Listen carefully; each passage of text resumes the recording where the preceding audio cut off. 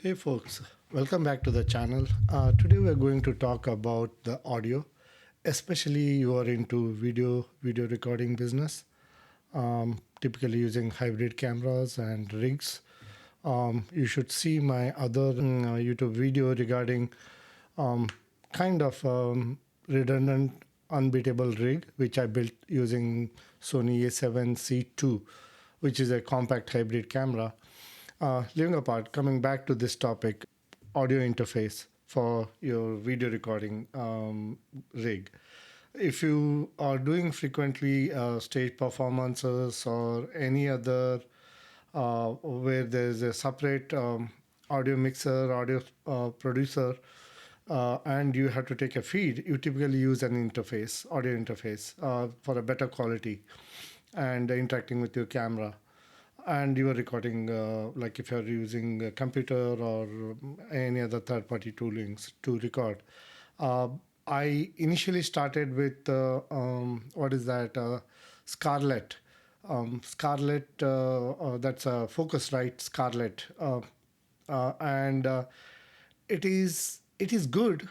I mean, it has a raving reviews as an USB audio interface. When I'm talking about audio interface, I'm talking about USB audio interface. Then I looked around. I mean, you had to like every time you had to tweak the gain and other parameters so that you don't get into clipping situation when high frequency notes comes in or something like that, or a loud noise comes in. So it's very delicate. You should know what you are doing. So to avoid all that hassles, I was looking around. I found a really good component, which is audio field recorder. It is a little more expensive than the Scarlett. The Focusrite Scarlett cost you about 250, I think, the newer models. Around 250. If you go for older versions, probably you might even get it for 150. The equipment I'm talking about is the Tascam FR-AV2 field recorder. This is the one. It's so compact.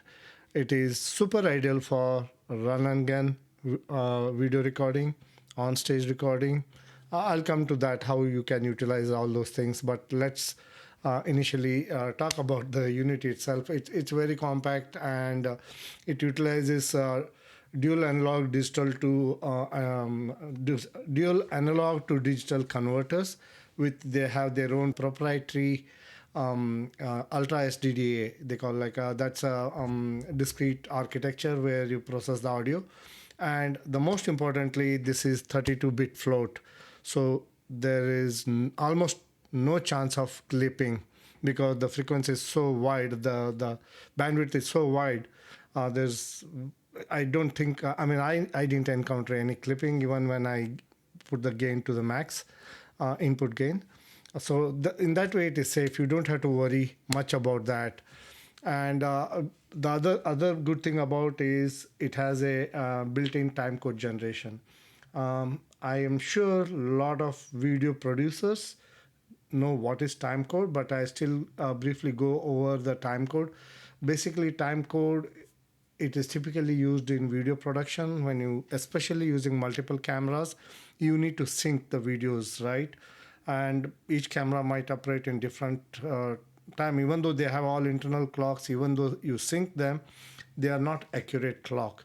So when you're mixing a video, it's very, very difficult and tedious task. If you have time code inbuilt or added to your video, it's seamless integration. Tools like DaVinci easily just absorb and map it according to the time code. You can link the video clips based on the time code. That's the biggest plus advantage. And since I'm using Sony hybrid cameras mostly, I don't have a DSLR or specific video or camera, dedicated video cameras, which usually comes with a time code input ports. But the hybrid cameras don't have that. You have to deal with that in a different way. I'll come to that also when we go that. And coming to the components, like the interfaces, right? What all things you can do. This has dual XLR and TRS combo. If you look at it, right? I think it is focusing. Yeah, it's on autofocus. I'm not able to focus it. Maybe when I do a close-up shot, I can show you. Yeah, here the dual XLR and TRS input. That's a big advantage. First of all, dual input source, you can do stereo recording. Assume the stage is providing you stereo out, which is rarely, but specifically there's a special event and you want the stereo audio, you can get that. Or you can convert the mono to stereo, just replicating within the recorder itself. So I'll show you the TRS cable. I have the simple TRS cable. It goes inside like this and you push it. And yeah, that's it. And it will detect as the input available. And also if you're using the typical XLR 3-port or 3-pin XLR, that itself will, oh sorry, this is the wrong one. This is the female, sorry, male port. Yeah. So, yeah, I mean, yeah, basically, and you can pull it out. So that adds up to some kind of a versatile feature on the inputs, and it also has monitoring out and also Bluetooth monitoring with the app control. I'm not a big fan. I bought that. Where is that? Yeah, it's. I felt it's expensive, not worth it. AK-BT2, the model Tascam AK-BT2. You just insert it in a port, and it is Bluetooth enabled. It is kind of useful for the wireless monitoring, but the controls through the app, it sucks. And Bluetooth itself, I felt not reliable. Middle of the event, I lost the Bluetooth connectivity with my headphones. I ended up plugging in to do the monitoring. That's the other concern. I mean, I can list out at the end what are the plus and minuses. And this is very compact. Very compact. You can just mount it on a rig, and also you can attach on the rig this kind of microphone. This is they call it X-axis based something, Rode Stereo Video Pro, Mic Pro. So I used it in one of the gigs. It's a beautiful. You mount it on your camera. You can put a muffler. This specialty, this microphone is, it kind of captures all around, not totally in the back, but like if you're moving through an event, birthday event or a party, and you want to capture the atmosphere, this is the best microphone. And I fed this to the Tascam, and through Tascam I took it out to my camera recording. So the other big plus of this kind of field recorder, you go with the Tascam or any other, is redundancy. In any video event or a live recording, redundancy plays a key role. If one thing fails, you still have another thing, and audio is the biggest thing in any of the video. I mean, even though your video comes a little crappy, but people won't accept if the audio is crappy. So that's why I invested in this. And the thing is, you can record within the Tascam on a micro SD. It takes like, I think this particular model takes up to 512 GB max. That's more than enough to record like maybe 30 hours. I don't know, I had to calculate, but like you can calculate, like I did like 4 or 5 hours. It's hardly did like 140 MB. Oh, sorry. I forgot what is the exact number for 4 hours recording. I can put it in my comments. And also you feed it to the camera for camera internal recording if you're doing a run and gun kind of shoot. So everything mounted on your gear, like you can just move around. You get a top quality audio because of 32-bit float and amazing analog to digital converter, dual converters this particular unit has. And also I used, I mean, if you look at my video rig video, I connected to the computer as well as apart from the camera. That's a stationary recording event where there's a stage recording, musical dance event. I was on a fixed tripod, so I had a lot of gear. This is mounted on the tripod itself, not on the camera. And the feed was coming from the stage. I took a line in feed. There are 2 types of feed, by the way, you can do generally. 3 types. We'll go one by one when I go through the important features of the unit in the the other angle where you can look at the close-up of this particular unit. Basically, you can do a mic in, line in, and external in. External port basically takes a TRS input, which is typically a stereo. You can feed stereo or mono through that, and this is XLR. Usually stage provides one line of XLR, which is a mono. I replicated to stereo using this. You can do TRS in. I tested with my computer audio out, like a cable like this. What is this? Stereo splitter to these are like specific cables, not like a regular splitter. It is called, I think, a stereo splitter. From TRS to XLR, it will convert into to stereo. You can beautifully record any audio which is stereo through this kind of cable. So oh sorry, I hit something. And let's go over the important menu items. I'll go through each and not each and every, but which are most useful. There are some deep technical which you may not use it. You just leave it as it is. You don't have to worry about it. Jump to that. So these are the dual XLR TRS inputs I was talking about, which you can see it closely. And if you see on the side, you have a extension TC in. So EXT is basically any other audio source. TRS, you can feed it. It could be stereo also. And TC in is you can use this as a slave. And if you have another timecode generator unit, which you can connect to that, like usually they do it in multi-camera video shoot, they'll have master and slave configuration setup. And this is typical like volume for your monitoring out. This REC is like a monitoring out. So REC is basically for this button, but like, yeah, sorry, there's an icon for the headphones. And you can do monitoring with Bluetooth also. And this is line/TC out.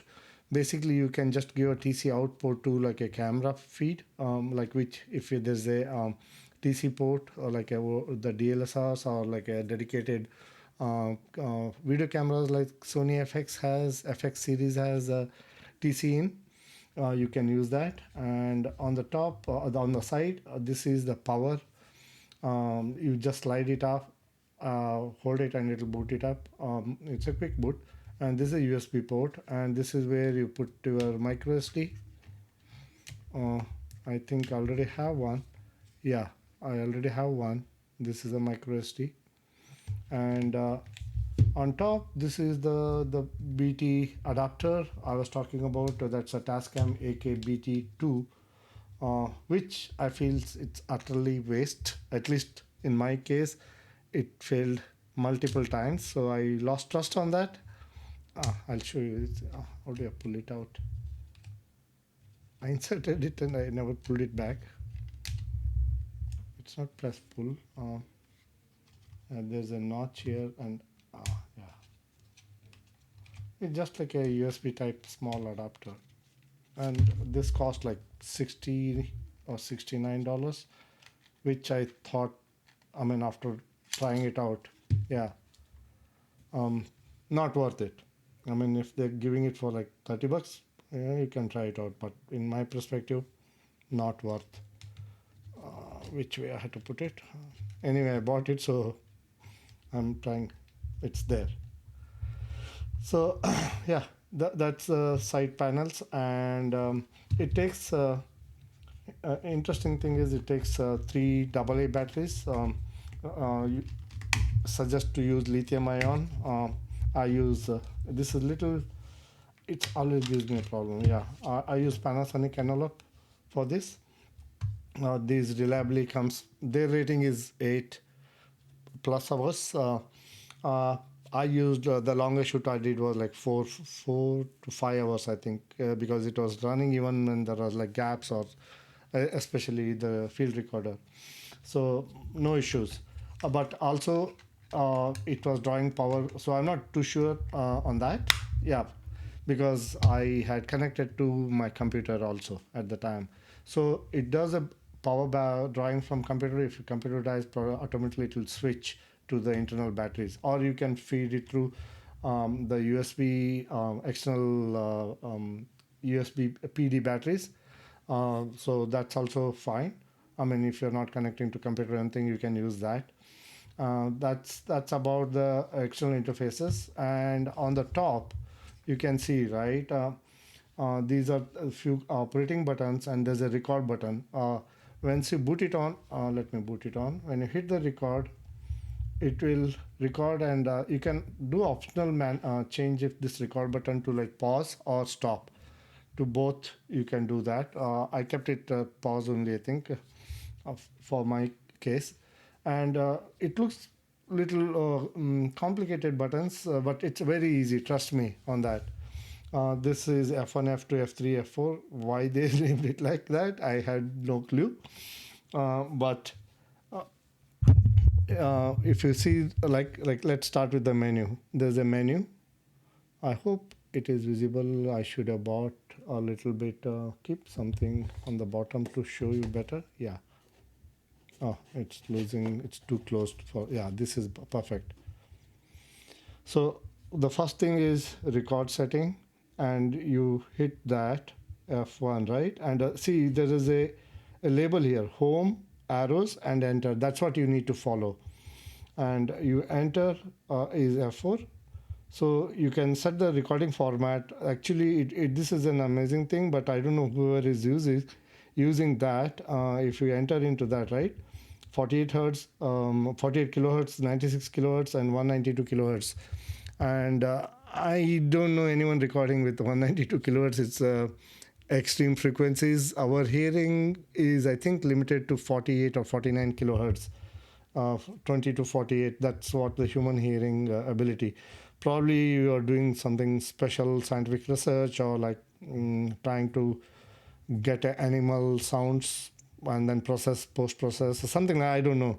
So these are the options. Typically, you don't need to change the hearing. And bit depth, always keep it 32-bit float. That's the best you can do. And then let me go down. You just use the F2 or F3 to go down. And you can see record pause mode. You can enable it. Like if I enter it here, like it will pause every time I hit. So I go there, yeah, it's entered, and it's now when I hit record, it will pause and play again. And I thought I had set it, but I don't know. Pre-record, I haven't used it. We need to check. Probably it will start like few seconds before or something like that. Record, hold. These are like a manual enablement of that. It will hold the recording. And important things I'm talking here is, so next go to IO, so home, menu, and oh yeah, down button. IO settings is basically, you enter into that. Phantom voltage, by default it will detect. If you XLR input only, it applies, and it is 48 volts, or there's a choice of 24 volts. I haven't seen anything on 24 volts. So that's all the choice you have. And yeah, this is one important thing, MS decoder. This is for specialty microphones. MS is not Microsoft. It's I think it's called mid side microphone recording. So they have the front directional microphone, which is called directional microphone, usually a corded microphone pointed straight at the sound source. It captures the direct center audio in mono. And side is basically, it's a sideways, like a perpendicular to the front. That sound is captured, and then you can adjust the width of that sound, the side sound. So that's a configuration here. I think there's nothing much in this, and let's go back. And this is a typical Bluetooth setup. You can set up, and since I had the adapter installed, I think that's why it is enabled. You can do audio monitoring on, then it will publish the Bluetooth SSID. You can connect with your headsets. That's one thing, and you can pair with your phone with that app, the Tascam app. And the third, the other important, like the next important one is timecode. If you get inside this, right? Yeah, the most important part of timecode recording is frame rate. You have to match your video cam frame rate. which typically, if you do cinematic video style, you do like 30 fps. That's what the actual accurate number is, 29.97. That's what you have to put it. I think that's what I did that. And you can run it as a master internal clock. So as I earlier said, right, you can connect other time code and make this as a slave or this as a master. Either way it runs. So you go down. These are all time code related stuff. You can information you can put as custom ones, counter views and TC out level, and they have a specific to Atmos protocol. I think like the Atmos video monitors and all. So probably it is that. I don't think it's Dolby Atmos. So I haven't tried, and I don't have that. And that's about the main menu. And the IO settings, time code, SD card reader. You go to SD card reader, you can do format and other stuff, right? Other settings has a couple of important stuffs which I want you guys to see. Save, load. This is a profile you can set up something. Slate tone, which is very useful if you're not using the time code. Because since I have a hybrid cameras, I ended up using slate recording. Basically, what it does, slate tone. Sorry, there's a setup you can do just the head or head and tail. That means every time you start, it will give you a special high frequency tone into the audio, and when you hit stop, that time it will, when the audio recording is done, that time again it will give that tone, so that in video merging, right, in clip merging and all, you can easily identify end and start of a video. I mean, like, assume you just record here, you don't like your audio from the camera, you connected, even though you connected from here, camera gets integrated, but this has a better quality. So in whatever case, right, you decide to use the audio recording from the Tascam, you can use that to map your audios with the audio from the camera or any other source, I mean, which get fed from here. I mean, USB, like I was feeding it to OBS recording, but I ended up using my Tascam audio because the quality was much, much better. It was pristine. So that's one important thing if you're not using time code. And you can set the slate tone frequency, the audio levels and all. And mark skip mode. So this is another thing, is marking. You can do like you can set up a time, you can do like a special tone comes up into your recording every 5 minutes or 6, like 10 minutes, whatever you do, right? Like I set it for 5 minutes to play around. I haven't practically used it. Like you can go here, you can make it off. Let's do it off because it's kind of annoying if you're not really using it. And the another is peak mark. So you can set decibels, I think. I haven't done that. I don't know, somewhere else. Like when you hit a peak, right, it will give you a special tone, so you can easily identify the clips and edit while in the post edit time. That's an helpful feature, I can say. So these are the other settings. And now I went back to home. Browse is nothing but whatever recorded files you can browse. This is the second, which is above F2. The important things are input and output. Input is basically, there is 2 channels, right? It will show both the channels. When feed whatever channel, it will start showing the bars of the data coming in. And you can gang them up. So that means like you see, right, there's a gang button. So if right now it is ganged. So if I choose this, I increase the decibel. Both will change. So both remain, because I was recording stereo, I did that. I don't know why you want to keep 2 different setup for each channels. Maybe there might be requirements, but yeah, that's the gang feature. That is there in the out also when you're setting up the audio out. Input is another thing you need to know. Mic, line, external mono. So this is the external stereo and mono both. And mic, line. typically in staged events and all, right, you get a line out. So that's basically you don't, I mean, if you are using other audio interfaces, you have to maintain the gain so that you don't get clipping and all. Line out is little stronger than mic out is very low. So mic, you can see my last event was like shooting a party with a microphone like this on the rig itself, run and gun style. So I had set it for mic. It worked beautifully. I had no issues. That's one thing on the inputs. Stereo link.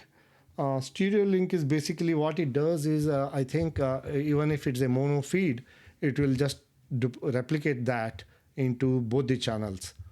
The Phantom channel 1, Phantom channel 2, I think it will enable the Phantom power.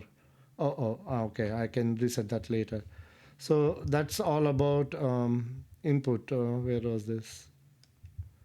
Gang, let me take that Phantom channel out. I don't want, because I don't use any Phantom microphone with this set. I mean, Phantom powered, you need such microphones, right? That's a one. And delay, I'm not too sure. I never use low cut and dynamics. Those are not touched. I didn't need to touch so far.